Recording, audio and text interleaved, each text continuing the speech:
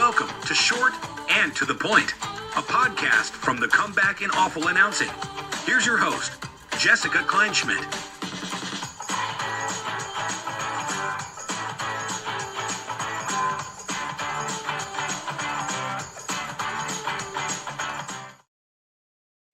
Hi, everyone. Welcome back to Short and to the Point. Jess Kleinschmidt here for Awful Announcing and the Comeback. Nothing happened in sports this week, guys.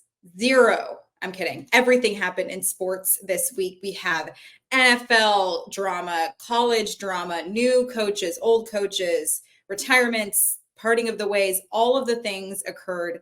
Before we get into that, I have some cool personal news or professional news. I will be returning to the Oakland A's in 2024. Just gave them my verbal offer. So that's going to be exciting. We'll still be in Oakland for the 2024 season, doing all the same stuff I did last year. And on that note, I did write my first feature on our new pitcher, Jack O'Loughlin from Australia.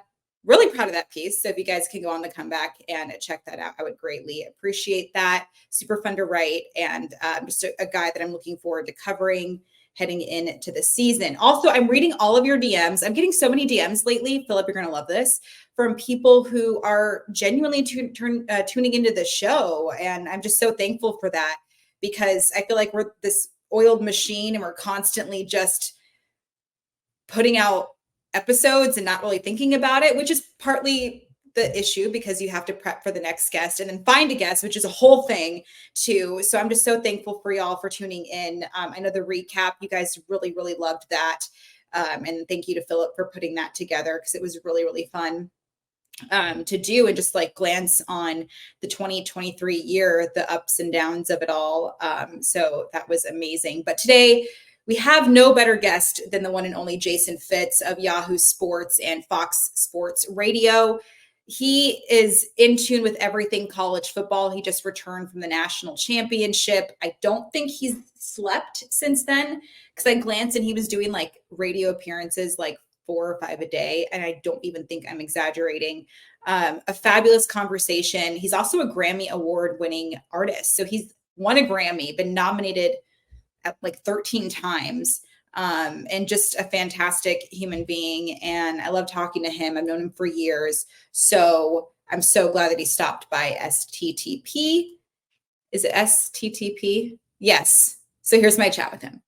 Well, like I promised, Jason is here. Thank you so much for stopping by. And, have you slept since the national championship at all? Or are you still just running on fumes? No, here's the thing, though. Like I always say this, Ian Fitzsimmons, who works at ESPN, the first year I ever covered the national championship game, I was there. This would have been probably 2018, I think it was. And I was walking on the sidelines, and he walked up to me. We were already friends. And he said, man, if you can't get up for this, if you don't love this, get out of the business. And every year of my career, I've been lucky enough to cover the national championship game. And this year, Yahoo, where I now am, they asked me to go. And I saw Fitz on the sidelines, and he walked up to me and said, man, if you don't love it, I said, get out of the game. Like, it's just funny that that's always been my approach. The national championship game for me is the day where, like, you just stand on the sidelines, you take a little piece of the grass, and you appreciate the year of work that you put in. Because it means something to be there in that moment that's so special. And like every time I get to see the confetti fall, I look around and think, man, I got a lucky life. I'll never complain about lack of sleep around the championship game. And that's kind of cool. Do you think that people in the industry struggle doing that? Because there's often times where it's work. It really is. You're constantly going. You don't have a chance to like take a step back and smell the roses. Does that happen to you often, or has that gone out the door? Yeah, so never in this business, but I appreciate the fact that that's where everybody else is. For me, growing up in the music business, when I was with the band Perry, our biggest year, we did 300 shows in 1 year. And it's funny because sometimes I go back and like people ask for stories about that. And like I remember when we played, in front of 110,000 people at Hyde Park in London. And right after the show, it was get everything back in the van, get back to the airline. We got to go back over here. So in that moment, I was burnt out. And the number of times we would get to the end of the year and I'd be like, man, I just don't want to play a show. I just want to go home and spend the next 6 weeks doing nothing. When I moved over to sports, it's because I'd really burned out on music. And the one promise I made myself was like, I was never going to not appreciate what I love about this business. Now, I'm whatever, 6 years in, and I was 30 something years into being a musician. So I think there's a difference there, but that's changed my appreciation. The number of my friends that I think do amazing work that everybody sees on TV every weekend that I would walk to off camera over the weekend in Houston, and the first thing they'd say is, man, I'm just tired. And I think people like that. It's hard. It's hard being away from your family. It's hard working the way that they work. It's hard. It's hard for everybody. I just have a different sense of appreciation because of where I came from and because I lost that appreciation in my last business.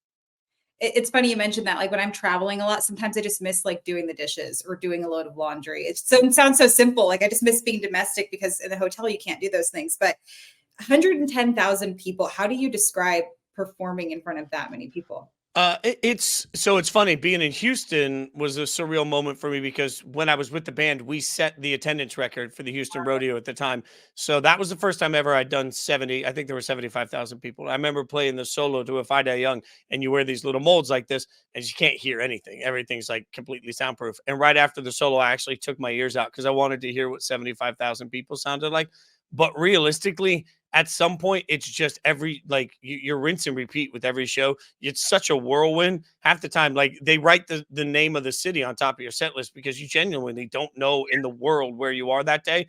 And especially when you're touring arenas and stuff like that, there's really no difference between Vegas or Paducah, Kentucky. Like that's all, you're under an arena, you go to catering, you play the show, you get on the bus, you go to the next arena. Like it's very rinse and repeat. Hyde Park was special though. I'll never forget running out to the very edge of they call it a catwalk. I call it an ego ramp. Like you ran out to the end of the ego ramp, and I was playing a solo. We used to cover Fat Bottom Girls. I was playing the solo, and I looked around and I thought, man, I never in my life would have guessed that over 100,000 people would be jumping up and down to me playing the fiddle halfway across the world. So I think, you certainly, like, you never forget that stuff. It shapes you. But I'm not sure in the moment anybody knows how to soak it in. At least I didn't. And you mentioned the rinse and repeat scenario. Does that make it easier on you when you don't have time to really think about it in certain aspects? Yeah. It also though, like, so my first concert, because I'm old, my first concert was Bon Jovi Skid Row, right? And so I remember the first song was Lay Your Hands on Me, Bon Jovi. And I remember Richie Sambora blew up on stage with what I now know is called a toaster. It's like a thing that you stay under the stage, it pops you up like a piece of toast. So there's smoke going everywhere. At the time, I was a Juilliard, like at night in my apartment. Yes. No, yeah, okay, yeah.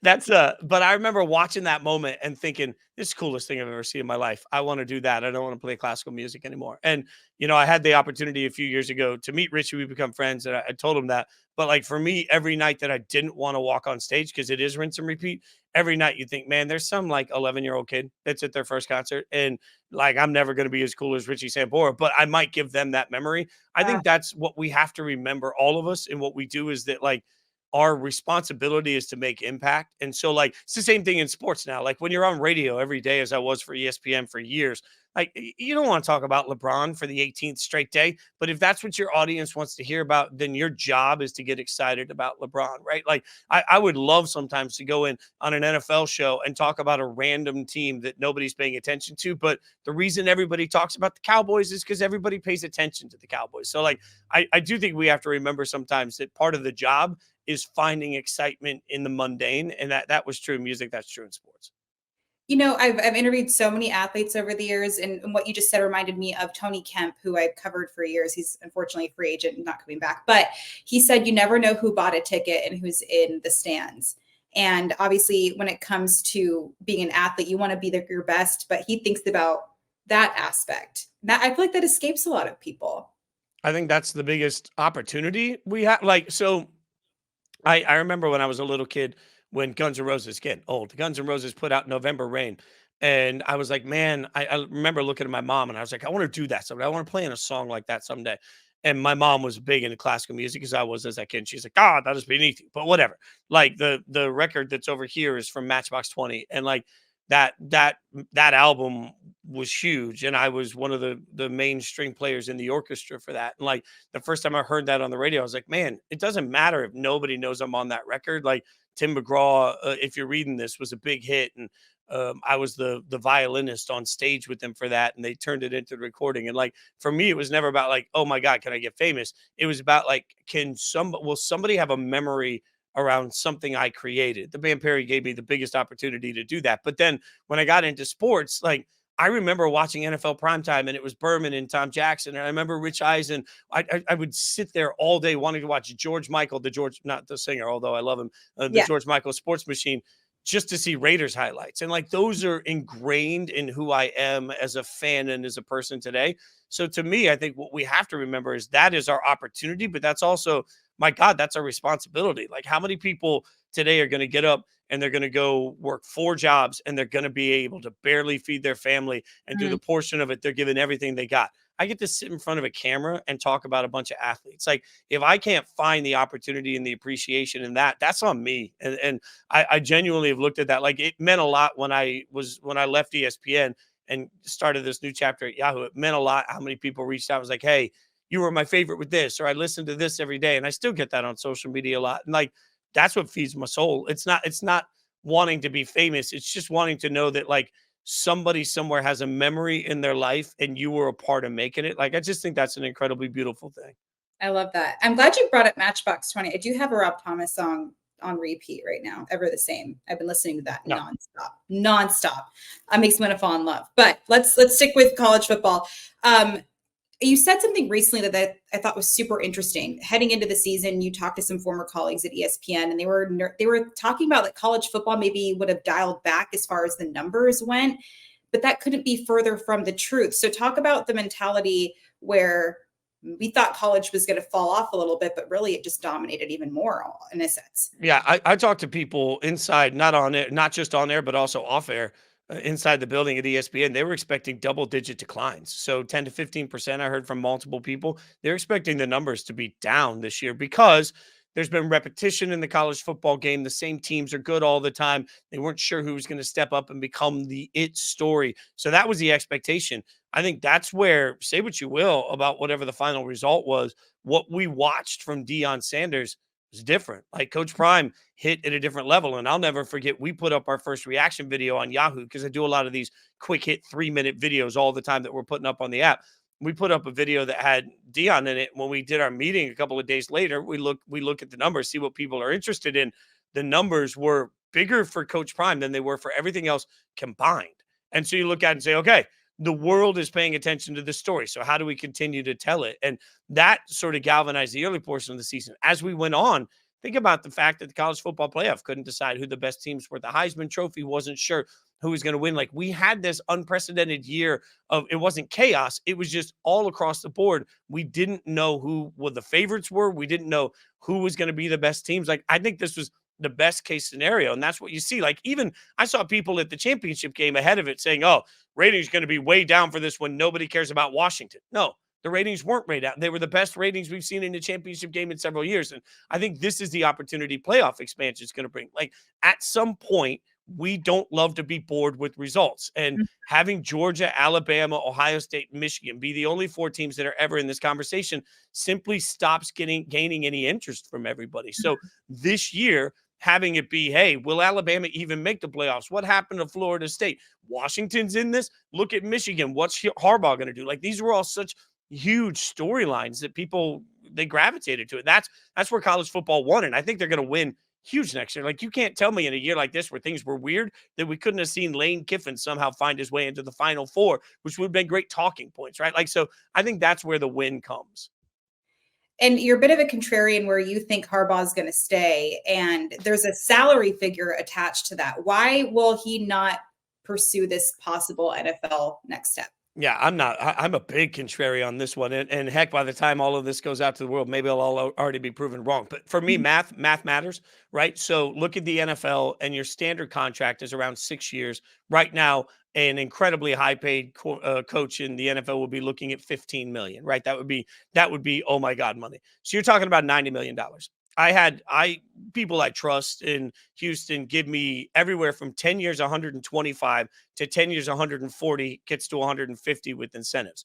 So you're telling me that a family man with 7 kids that lives in Ann Arbor, Michigan is going to move somewhere where he has less years of security.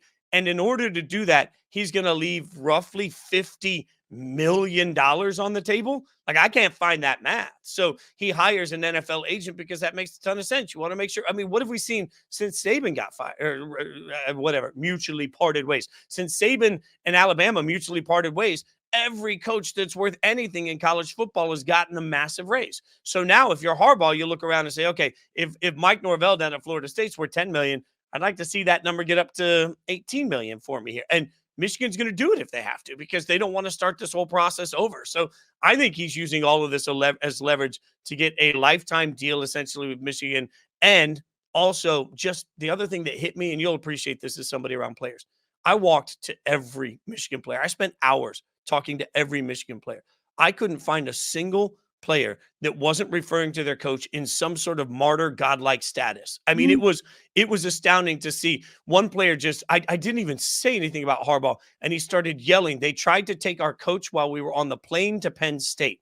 And you think about that, like somehow through controversy, he became an even more popular figure to his players, even more beloved by the boosters, even more beloved by, like, if the NCAA comes in and suspends him for a year, he's going to become even bigger as a golden god to college football. So I think the ego side of him can get fed. He'll be the face of college football. He's the face for Michigan. These players love him. He can be quirky. He can be weird. And guess what? He can get dirty rich doing it. I don't see him walking away from that. And you mentioned the controversy, and this hits home. Mike Fiers was on the team that I was covering when this Houston Astros cheating scandal took place. It felt like it couldn't have been two totally different situations, because you mentioned God, like all of this. Unless you were a Houston Astros fan, it was quite the opposite what happened to the Astros. Why were those in two different realms and somewhat similar? And like, yes, Astros everything's electronic now. So that was more of the electronic stealing, comparable to what players have done over time, but it was on two different realms. Why is that? That's a great question, by the way. A part of it is the timing, and for anyone that ever watches Bar Rescue, I love food TV shows, right? Like, I love that show. I mean, Bar Rescue is like John Taffer, hit me up. I would do anything to be on that show. I would do anything to get yelled at by him. Like, yeah, seriously. 100%. We'll just sit at the bar together, like, John, and let us go to it. We can go in the Bay Area. That's fine. Pick a bar. We'll go. But I think Lynch's bar, that was just Bar Rescued. I mean, this is like, yes. I think there's an element of, if you watch Bar Rescue, he'll tell you like timing is important in the market, right? Like sometimes they have a restaurant concept and it's just too early or it's too late. There's too many of them. I think timing is a huge part in life. If that same cheating scandal happened today, given the way sports and social media have reacted to everything else, I don't think it would be seen as drastically. I think because it was the first like that in that moment, we were much more dramatic. Plus, to be real, it's baseball. And there's two things about baseball none of us can forget. Number one, cheating is ingrained in the culture of that sport. So people get very mad about it, right? Number two, baseball has more, and I'm just going to use the air quotes, baseball guy fans than anybody. So they are suddenly galvanized. Like you say one wrong thing, as you well know. You say one wrong thing on a broadcast. I can be on air for 4 hours and I can say one thing that's wrong about a baseball thing and I get blown up. And they're like, this idiot doesn't know what he's doing. Like, baseball fans are so passionate about how baseball is perceived by the rest of the world that as a sport, they're protective. College football fans are protective of their universities, not of their sport. So it's much different. Like college football, look at right now. The college football fans constantly complaining about change. And this is part of what you referenced earlier. Part of the reason that everybody knows how I feel about the ratings is because the last couple of weeks I've been going after everybody saying the sport's not dying. You're an idiot if you think college football is dying right now. It's thriving. And college football diehards hate that because they want this old world where there was no name, image, likeness. There was no transfer portal. They want all that. Well, baseball guy, is that about the entire sport times a million, right? So now you have, oh my God, I can't believe they cheated. And it just becomes the thing. And it's funny because you never get rid of it. I did say on one of my Yahoo clips that I did, when everybody asks, is there going to be an asterisk with this Michigan season? The answer is yes. And the answer is yes, because the minute we say, is there going to be an asterisk? It stays forever. Like we look at the bubble championship for the Lakers that at the time people were like, well, should we put an asterisk around it? It's COVID. The Dodgers win a World Series and people were like, it's COVID. Might be an asterisk. Mickey Mouse World Series. Yeah. Here we are years later. And first thing, if you say, well, the Dodgers won a World Series, COVID doesn't. LeBron and AD won up, doesn't. Like, that's what we do with the asterisks. So Houston's always going to have it. I think Michigan is too, but it's seen differently because Michigan fans are worried about Michigan, right? Baseball fans are worried about the entire sport of baseball. That's interesting. You said there's this narrative about college football is dying. How long has that narrative been been? Has it grown in the last few years, or when did that start? Yeah, there's a group of fans, and they're passionate, they're diehard, and they've been supporting it since they grew up watching with their grandparents, right? Like it's ingrained in the culture of who they are. I remember my first interview I ever did trying to get a job at ESPNU. And it was for my first TV show. It was me, Mike Golick Jr., and Elika Sadeghi. We did this tiny Monday night college football reaction show. But I went up to Charlotte to their offices to interview with somebody. It was 2017. And the question was, should athletes get paid? And I came in and said, hell yes, athletes should be. Absolutely. And I gave my layout for it, and it created a huge debate. That was then. That was 2017, right? Here we sit years later. And now everybody's like, oh, the sport is broken because these kids are making millions of dollars.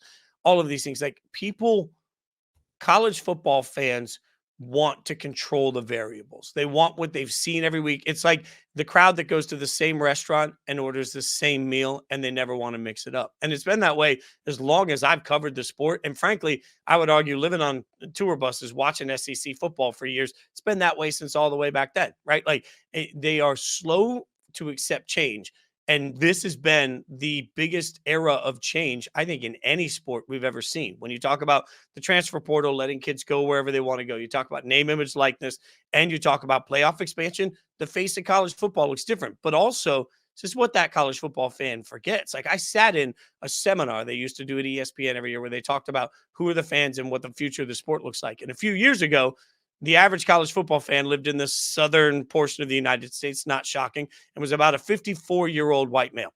That becomes concerning when you are a sport because you have got to find a young audience. You always have to have a young audience. I think what college football fans forget is that as passionate as they were dying out, not their sport. So their sport has to evolve to make sure that, not to hurt anybody's feelings, they don't become baseball. I think one of the hardest things about baseball is that baseball has become so regionalized and niche that nationally it's hard to make small markets matter. It's hard to make small stories matter. Like it's become this small thing that incredible people are passionate about. College football is the second most popular sport in America. You do that by continually asking yourself, how do you grow? And that's it's a much different mindset. You have to have a growth mindset in today's world. And I think college football fans, the old school, don't necessarily love that. But the fact that people were flocking to Dion is a reminder. There's a whole audience out there, like the NBA audience, that just wants their highlights and their superstars. And that's an audience you've got to have if you want your sport to grow. I was just thinking like how like the talk around it is very similar to baseball, like the sport's dying. And it's like, no, I promise it's not. But then there's also like a whole, it's super interesting to me just because I hear the exact same storyline constantly. Who is Harbaugh as an NFL head coach compared to a college head coach? So our Harbaugh is brilliant, and I think that should really be focused on for a minute. Like he is a great coach. He's not a good coach. He's a great X's and O's coach. He's a weird dude. He's quirky, right? And with college kids, that works. Like we went around like just having some fun, and we were trying to ask kids like, "What's give me a weird Harbaugh story." Couldn't get a single kid to want to go in on a weird Harbaugh story. Everyone was like, "No, I'll pass on that question." Now, when we asked what's his taste in music, found out I had no idea, but my guy like apparently rocks with the soundtrack to Wicked a bunch. He's a big Broadway musical guy. Like he's a weird dude. And the version of Harbaugh that everybody sees at the podium where he's, talking about different animals that eat different animals. Like that's Harbaugh. Like he's just quirky. He's eccentric. That works with college kids because he's brilliant and because he's selling the college experience and because they sort of, I think at that age, you probably appreciate quirkiness a little bit. Part of the reason he has worn on NFL locker rooms is that I don't know that that works as well with 30-year-old grown adults that are, they're just different. And I had one college player years ago tell me with the Titans at the time, it really opened my eyes. He was a rookie. He'd just been drafted by the Titans. And I met with him at the beginning of the season. We were just hanging out. And I was like, how's it going? And he said, man, this is the weirdest transition I've ever made in my life because I used to go to class every day with my teammates. And then we text every night with my teammates. And then we go to parties every weekend with my teammates. And he's like, now my teammates all have like families and they have other stuff they're doing and they have charities they're involved in. And like, he's like, I don't see anybody. We show up for practice. And then all of a sudden when we're done, you're done for the day. I don't have class and I don't have anything to do. Like, I say that story because I think it's a reminder of the mindset of the professional athlete. And that's why it takes a different kind of coach. Like, you need a coach that at the end of the day, people can really relate to. And like, you can be weird. Mike McDaniel with the Dolphins is an example of a weird dude, but Yeah. it's authentically weird and players get him. So I think the hardest part, at least in Harbaugh's San Francisco experiment, was that it didn't go well because it rubbed a lot of people the wrong way quickly. He just, he wears on some people. That's something that if he comes back to the NFL, I think he probably has to figure out. He has to figure out if he's wants to conform more to just being a good hang. And I don't see that as being like conformity is not something most professional coaches, and you see this all the time, are really like, that's not a strength for most professional coaches. So I wonder if that can actually change. Yeah, that's really interesting. And I feel like I don't want to say there's a lack of respect there, but like you mentioned, like it doesn't really sit well. I think of the Shanahans of the world, like Belichick, like there was so much respect there. We can talk about him later, but when it comes to Harbaugh, like there's a possibility he does go to the NFL and there are teams that are interested. You're very much on the Raiders beat, and that's a possibility for him too. But it feels like he may not be what the mold is there. Maybe Pierce might be a better guy. I think you talked about it there. What makes him a better fit for what the Raiders need? So I don't think right now you can hire a better coach than Harbaugh. I want to say that. I genuinely believe that. That doesn't mean he's right for the Raiders gig. And I think part of that, there's a couple of reasons why. One is, again, like I mentioned, I mean, there has to be some fear that 4 or 5 years in, you're just going to lose him. But two, I think you have to look at what Antonio Pierce did and the relationships that he grew in that locker room and the identity. Like, identity matters. And look at Dan Campbell from the Lions. He was made fun of at his press conference because of the biting kneecaps, but he got the identity of that Lions team, and they got him. And you look, a year ago, Houston, the Texans were supposed to be an impossible job. Nobody, especially an African-American candidate, was never going to take that job because they had been so bad to so many coaches. It was impossible. D'Amico has history there. He gets the organization. He gets the city. He comes in, all of a sudden looks like he could be coach of the year, right? Like, I just think you have to find somebody that has the pulse of your organization as much as you have to find somebody that's great at what they do. Antonio Pierce, he has the pulse of the Raiders. And, Max Crosby today tweeted out, hire AP. And I got a tattoo with Max at the draft in Vegas a few years ago. We spent 4 hours sitting there together. And it was coming off of the year with where they made the weird playoff run, and they chose not to retain the interim coach at the time. And I said to him, I was like, man, it's been a weird couple of years for you guys, because it has. And he laughed. I'll never forget this. He laughed and looked at me, and he's like, weird few years. It's been weird since the day I got here. And if you think about what guys like Max Crosby have gone through, they've gone through a relocation. They've gone through tragedy that's far bigger than anything that anybody could ever be prepared for in the NFL that matters more than football, in the Henry Ruggs incident with the teammate. They've gone through the John Gruden controversy. They've gone through Josh McDaniels. Like, at some point, you can only ask so much of players, and the players have made it clear. Like, I understand people say players shouldn't make this decision. I don't know. When you have Devontae Adams, who's arguably one of the best wide receivers in the world, and you have Max Crosby, who is inarguably one of the best pass rushers in the world, and they've made it clear who they want, I think after getting it wrong so many times, you might owe them a voice in this process. And the other side of it is you have gotten it wrong every time. So if you're going to do this, get yourself somebody in the room that you feel like gets what it means to be part of that organization. I think that there's weight to that. The fans love him. The city can love him. Like, he becomes a marketable Vegas personality. I think it makes too much sense in too many ways. Jim Harbaugh is a better coach, X's and O's. Antonio Pierce is a better fit for this team. Okay. That makes a lot of sense. And that's cool that you can kind of think outside the box, not just always X's and O's. And I appreciate that. Are we going to see a non-quarterback MVP winner this season? No. Look, I would love it. I would love it. But I want so bad. So I will say this. I made a case early in the year for why Tyreek could win it. And I think we will see a non-quarterback soon. What a lot of people don't realize is the MVP voting process changed last year. This is important because you heard for years, Russell Wilson has never even gotten an MVP vote. That was a whole topic on ESPN. And I was part of it one day. And I'll never forget this. Like, Dan Graziano comes up to me after the segment, and he's like, hey, let me just tell you why Russell Wilson's never gotten an MVP vote. You only get to vote for one person. In Mhm. most awards, like I'm an award, I vote for the Bolitnikoff Award in college football, best wide receiver. You vote for first, second, and third place. Oh, That's okay. how most awards work. Until last year, the MVP award for the writers that were given a vote was as simple as one name. That's all you got. Mm.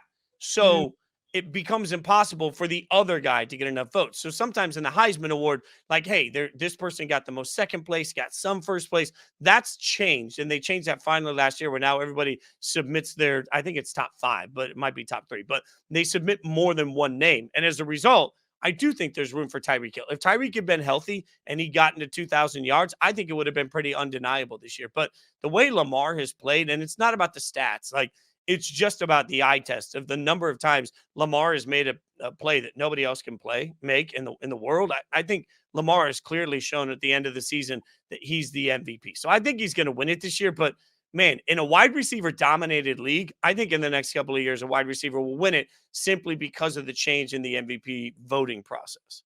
And it's interesting because you think of the trickle down effect. And obviously, McCaffrey was in talks about it. So you have to start with the quarterback.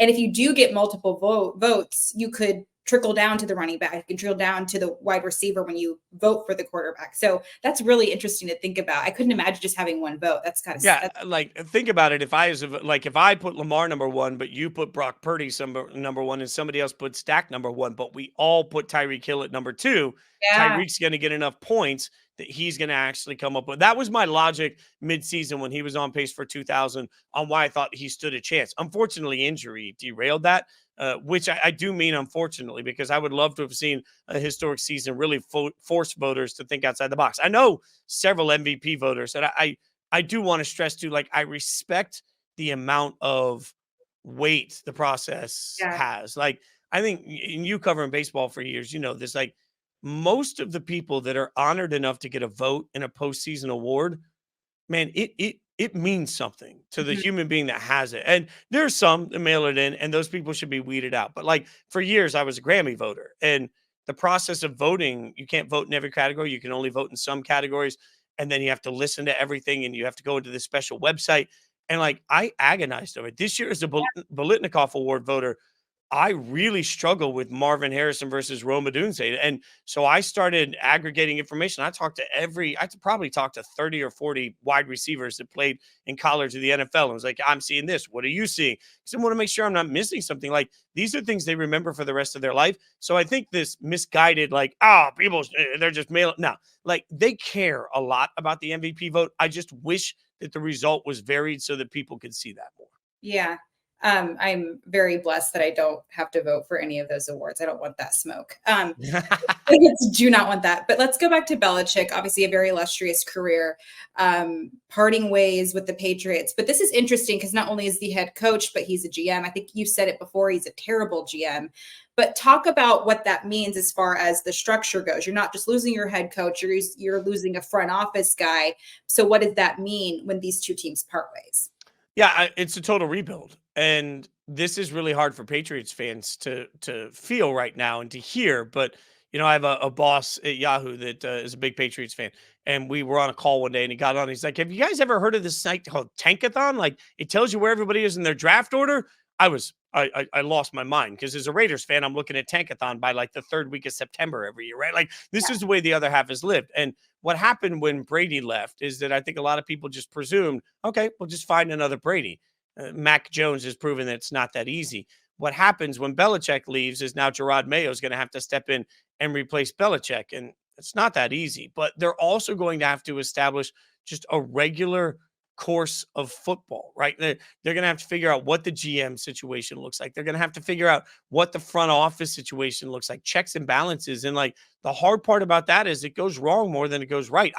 The year the Eagles were in the Super Bowl with Doug Peterson, I went back to the ESPN.com article from the year he was hired to see how they ranked the head coaches. And what was interesting to me is that Doug Peterson was ranked last by ESPN.com of all of the coaches hired in that cycle. By the time he got to the Super Bowl, not only had he been ranked last that year, he was the only coach from that list that still had their job. Everybody else had been fired. And that just shows you how wrong we even get when we're trying to figure out who the good hires are. Like Robert Saleh was supposed to be a given. Like this was easy. And Robert Saleh now is wildly on the hot seat. Like I mentioned, Houston is a team that couldn't get it right until they did.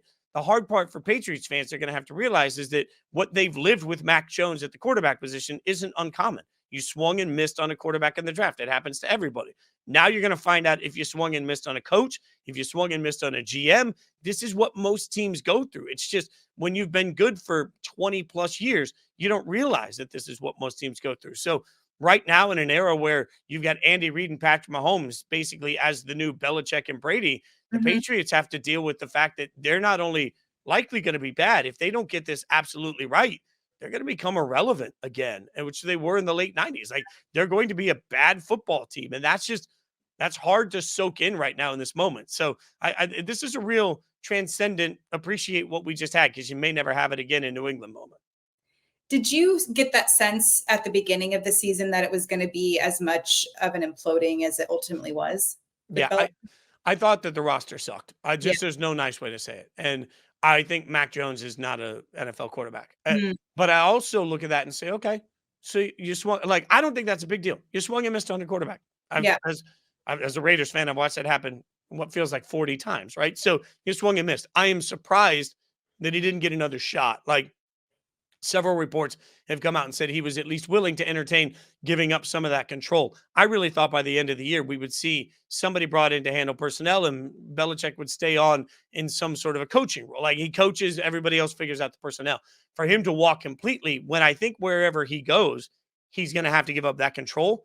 It's at least interesting to me because I don't think there's a team in the league that's going to turn around and just let Bill do absolutely whatever he wants. However he wants, there's going to have to be checks and balances. And when it comes to the Nick Saban era, when I think of the Nick Saban era, I'm not talking about the resume because that kind of speaks for itself, but something that you talked about that was super, super interesting to me was how he recruits and how he talks to kids. And it's different now. And you said a story along the lines of Nick Saban comes into your living room trying to sell this program. I have an NFL pathway. And the dad is saying, okay, well, how much money is he going to make? That's not the Nick Saban era. Was he going to be able to adjust as time goes on if he didn't retire to approach in the old school way that he usually does? Yes, he can because he's Nick Saban and he's proven he can adjust to anything. Does he want to? Like, and so I think we have to look at these things in two different segments, right? I believe the transfer portal and name, image, likeness and what it's done for college football in recruiting and leveling out talent and allowing more teams to be competitive has been incredible. And it will help the sport transcend. I can say that at the same time and then say it's the very reason that Nick Saban wouldn't want to be a part of it, right? Like if you're Saban and you're coming in and you are saying, I can make you the best pro. I can't guarantee you anything other than you'll have the opportunity to be great. I can teach you the principles you need in your life to make you the best at whatever you do. I can teach you all of those things. And the first response you get is great. What's the NIL look like? Do you really want to deal with that? You want to take your $100 million, go home and play with your grandkids? Like I can't fault that from Nick Saban. It is a interesting moment for college football because again, I think this is great for the sport, but also there is a curiosity. There's like a hole in the sport now. Like look at college basketball. When Roy Williams left, North Carolina became less of a talking point. When Coach K left Duke, like how many people right now, if you walked up to him on the street, even know if Duke's any good, even know if Duke's has a head coach, like people don't know. Right. So the interesting moment here for Alabama is that you're not just losing the best coach, you're also losing, I would argue, the face of college football. And there's a real chance you might lose, even though I don't think he's going, as we already covered. Like, you could lose Harbaugh and Saban right now. Who is the actual face of coaching in college football? Because you have to have that. From a program standpoint, college sports are built around the coaches because they stay longer. So everything is marketed around the coach. So are we going to argue that, that Lane Kiffin, that Sark, that Ryan Day, like, are these the guys that we think are going to be the face of Lincoln Riley, the new face? But they're not polarizing. What made Saban is that a couple of things. He always won. You either loved him or you hated him. And my God, as somebody that has spent time with him in the room, he had the minute he walks, he's like 5 inches shorter than I am. And the minute he walks in the room, I'm like, oh my God, Saban's here. Like there's an aura to him, right? Like I don't know who replaces that. So it's interesting that, yes, I think he could have adapted. No, I don't think he wanted to adapt. And now, because of those things, college football has to adapt to try and figure out how to market themselves moving forward. Because Alabama was not good, and they were forgotten before they got Saban for several years, right? Like now somebody's going to have to step in those shoes. Nah, you can't. There's no way. Yeah, that's so interesting. I want to shift gears. You're genuinely one of the best people I've ever come across. I'm not just, Oh, shooting thanks. up your ass. And when you left ESPN, you were shocked, you said, but you went on social media and said, despite being shocked, it came out of nowhere, but you were thankful. So there was some grace there. So where does that mentality come from? I think everybody needs somebody to open a door. I don't care what you're trying to do. Like I believe you have to be great at what you do and you have to work your tail off. And I believe you have to bet on yourself recklessly in life. I believe you have to put yourself out there without fear of consequence and you just have to go, right? Like whatever you're doing in life, you have got to go. When I got the offer to take an ESPN show, it was a usage deal, they call it in the industry. I could have been fired after one show if it sucked. I quit the band with no idea if I was going to be able to keep my lights on. I had no idea if I was going to make a dime doing it. I had Wow. no idea if they were going to keep me. I bet on myself recklessly because ESPN bet on me. And the way I looked at it is if I didn't, then I may never get that shot again. So that's always how I've lived my life. But what really hit me genuinely the moment I got the call from my boss was like, man, what a chapter. What a moment because you spend years fighting to get to ESPN. So many people in sports, if you injected truth serum in their veins and said, where do you want to work? The answer is ESPN, right? Like when I started a podcast that nobody listened to that got me to ESPN, what I was telling my friends is I need one person to listen. I need one person to hear this podcast, believe in me, change my life. It's going to get me to ESPN. That was Yeah. always the goal. When I got there and being able to leave there, it changed my whole platform. Like it was stunning to me when I started to get calls from other companies.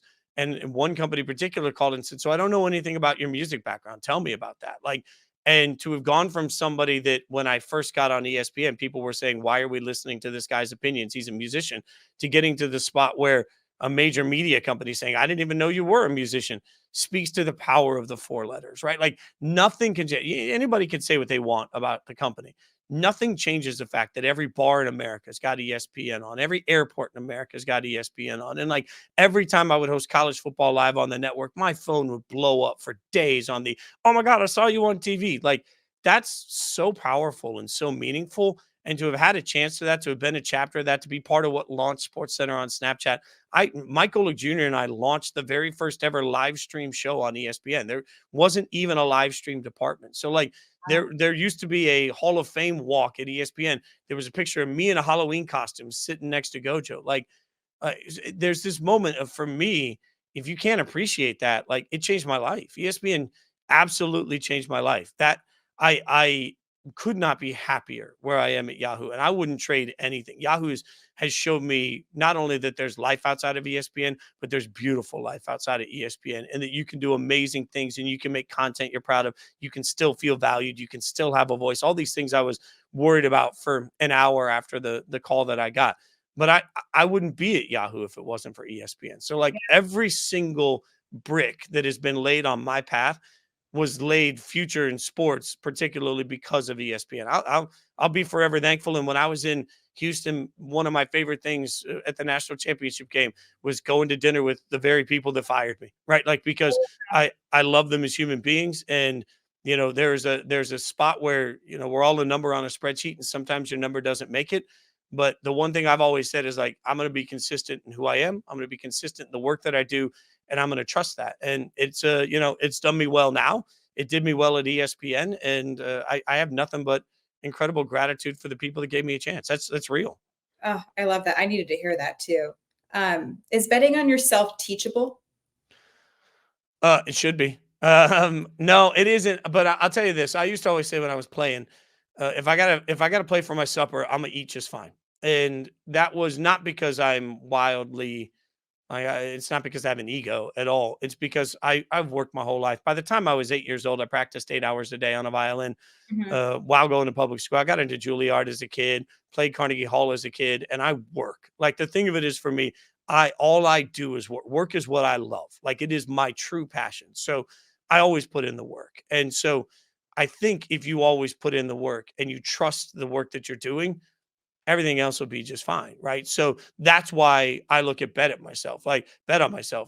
Anytime I took a gig, there was risk involved with it. With this, if I'm going to join this band, is the other band that I was with, are they going to have success? And now I go over here and I made the wrong decision. I don't do any of that. I look at it and I look at everything right now and say, what do I feel like is best for my life, for the next step in my career to build me to where I want to be? And then I go. And that has to be the way. Like if you can't bet on yourself, how can you ask anybody else, especially in our business? How can you ask anybody else to bet on you? Like Yeah. if I can't look at somebody and say, whatever you put in front of me, I will crush it, why would they hire me? Right. And at some level, if I can't come in and amaze people with my attitude and my work ethic and what I'm doing, then what am I doing? Like it really hit me when I got to the halls of ESPN, the way people talk about Greeny and the work that Greeny puts in. I sat down with Nagandi, who's become a great friend of mine, and I listened to Kevin Nagandi for 2 or 3 hours in my first week, give me advice that I still use to this day on how to be great at what I do. I sat down with the Golics, who are like a second family to me, and I heard about the way that they were talked about. I got to know Mike and senior and junior is one of my closest friends. But like the question was, what can I take away from all of them? Not just who they are, but how the people talk about them when they're not in the room. And you learn all that stuff. And then you say, okay, am I going to integrate it? And man, the one variable we control is, do we work our asses off? Like Mhm. the variable I control is, will I be outworked? And look, I might not be the smartest. I might not be the prettiest. I might not be the tallest. I might not be the best reader. I might not be any of those things. Certainly was never the best musician, but I knew that I was going to outwork everybody. Like, and if I do that, same thing, the number of times in ESPN that I was doing hundreds of shows a year, that I would do 4 or 5 shows in a day. And some of my peers would come in and be like, oh my God, you've been here for 20 hours. Yeah, I have. And I'm not going to say no to any of this, because I'm going to do everything in a way that I make it an easy decision to want me to be on people's shows. Like those are variables we control. And if you're willing to bust your ass on every one of those variables, why are you not willing to bet on yourself? Yeah, no, I love that. That's beautiful. How do you insert your music background into your sports media career? I think relatability and story, like there's not that much difference. Like athletes and musicians, it's funny. The more guys that I met and have worked with that played the game, I think the reason we always have mutual respect is like a lot of the sacrifice is the same. A lot of the business side is the same. A lot of the things you learn about, like trying to, like a locker room's not that different than a tour bus, right? Relating to people. There's so much commonality. And I learned that right away. Like Jordan Rogers was my first radio co-host on anything. We did a weekend show together. And part of the reason we immediately clicked is we were both in Nashville, but also like he played and respected my music journey and I respected his sports journey. And you saw that right away. So I think part of it is just relating to experience in life. That's what we all want. Like, I'm certainly never going to say that I am a diverse hire. We know that. Like, I'm a middle aged white dude, but my background is different, Mm. and that's, I think, sometimes what we want in the world is just different perspectives in storytelling, because and you can get the score anywhere. Right. My brain works a little bit differently than most because of my years in the music business. So my hope is that I see the puzzle a little different in a way that people find relatable and entertaining. And then the other part of it is like, because of my music, I think I understand like a show's a show. I don't want to sound callous here, but like for what we do, nobody cares if you're having a bad day. Like Yeah. nobody cares if you're tired. Nobody cares if you don't feel good. What they care about is the light just came on, you're putting on a show. And like that's the musician in me that Mm. like the minute we start, I'm so big energy wise, because I think that's an important part of how I identify. I want to put on a show that's full of upbeat up tempo songs that make you want to dance. Like that's who I want to be as a performer in this medium. So I think those experiences certainly they shape who I am in sports. And last one before I let you go, what's a concert or performance that somebody needs to go see before they die? Oh my God. There's a million. So my favorite band right now, just to go see, although they're like, I wouldn't say that they're like things blow up performer, Need to Breathe, is an Yeah. absolutely like, I've got a couple of buddies in that band. I've seen them live more times than I can count. I think Need to Breathe puts on the type of show where I saw them acoustic not long ago. They did a whole acoustic set in a small room and they just don't miss. Like they're amazing. Bruno Mars live puts on the type of show that will absolutely rock you to your soul. I think that's absolutely incredible. Chris Stapleton is somebody that Chris could sing the alphabet. I was at a Grammy Grammy event for Lionel Richie. We were playing, the band Perry was playing, and I was standing next to Little Big Town, who, by the way, is also some of the most phenomenal singers you'll ever hear. And Dave Grohl was on my right. And we were watching Chris Stapleton's soundcheck Lady, because it's Kenny Rogers hit written by Lionel Richie. Mm-hmm. And Dave Grohl looks over and says, this guy's a GD rock star. Now, when Dave Grohl calls you a rock star, like, it hits different. So I think, Stapleton's on that list because there's just something that exudes from him. And I'd add Kelly Clarkson on the list. I was going to talk to you about that because I saw her in high school and she's still doing the thing where she takes her shoes off. And it's amazing. Yeah. But it's so real. Oh, yeah. I love a performer that can get out there and do the damn thing, but also can be real on stage. And when Kelly takes her shoes off, and she's like, one of my close friends is a drummer, so I've seen her a bunch of times, and he's on the show with her every day on TV too. And it's like every time that the version of Kelly Clarkson that you see on TV or that you see on stage is real. And that's, I think, for me, all of these, like, Need to Breathe is the same sitting on their tour bus as they are on stage. Bruno Mars is the same that he is on stage. Like, across the board, these are all people that I think are great at what they do from a concert standpoint, because they're just flat out, like, they're authentic. They're authentic. And I will give a shout out too, although they rarely tour anymore, but Backstreet Boys still put on. Last time I went and saw I thought this was going to be trash. Well, I thought this was going to be a terrible show. I saw the NKOTBSB show, wow. Which was New Kids on the Block Backstreet. I've seen Backstreet several times, but it was New Kids Backstreet. And I walked into that thing, got a little drunk, and I was like, this is going to be the worst show I've ever seen in my life. Spectacular. Like, two bands. They had one band behind them. There wasn't one set and then the other set. They integrated each other's sets. Wow. So they went back and forth between New Kids songs and Backstreet songs and sang some songs together. And I was like, man, I got to give them a lot of credit. And I will give the guys credit. This feels like a backhanded compliment. It is not. The Backstreet Boys were definitively, both of them were, but Backstreet was definitively singing live. In a world where there's a lot of tracks and you can hide a lot, like, there were moments that it didn't sound the best. And I say that as a tremendous compliment, because you got 5 guys running around on stage. It shouldn't sound flawless. Oh, they were great. They were great. You can tell I love pop. No, I really want to go to a Backstreet Boys concert. My first concert I ever went to was NSYNC. They were really good. I went to high school with one of the guys in NSYNC. So, like, I saw all of the NSYNC years for me and JC still close friends. So shout out to he is the most underappreciated guy in that group, period. No doubt. But also, it's weird. Like, JC is short, like he was on the Mickey Mouse Club, right? And his name's Josh. And so, but they already had a Josh. So they made him Josh Shazay. They made it JC, which is always why it was weird to all of us that grew up with him when he became JC Shazay. Cause I'm like, that makes you Josh Shazay. That doesn't work at all. I can't revise history, but Josh Shazay doesn't work at all. It's like the Los Angeles Angels. Just be normal. Don't be the Los Angels? The Angels, the Angels. No, the Angels. I like that, actually. That's a better name. Actually, I like it too. The Angels of Angels. Jason, you were phenomenal. Thank you so much. You're the best. Thanks for having me. That was Jason Fitz of Yahoo Sports and Fox Sports Radio. We covered everything you can imagine. Did you think you would be listening to a podcast where we talked about Jim Harbaugh, Nick Saban, Bill Belichick, the Houston Astros, and Backstreet Boys? I didn't think so. But that's like my dream day. I need to go see Backstreet Boys. I did see NSYNC, and they were fantastic, just like I talked about. So it was super fun to chat with him. Just a guy, and he's checked in on me over the years, just seeing what I was up to, offered help with anything, and he's always available, which I just appreciate. There are so many beautiful people in this industry, and I'm so glad that you guys got to meet him. And we will see what happens with the Jim Harbaugh saga. Will he be an NFL coach? Will he just return to Michigan? We never know. Thanks as always for tuning in to Short and to the Point on Awful Announcing and The Comeback. For this episode and all the other episodes, I'll be peacing out. Philip, thank you so much for your help, and we will see you next time.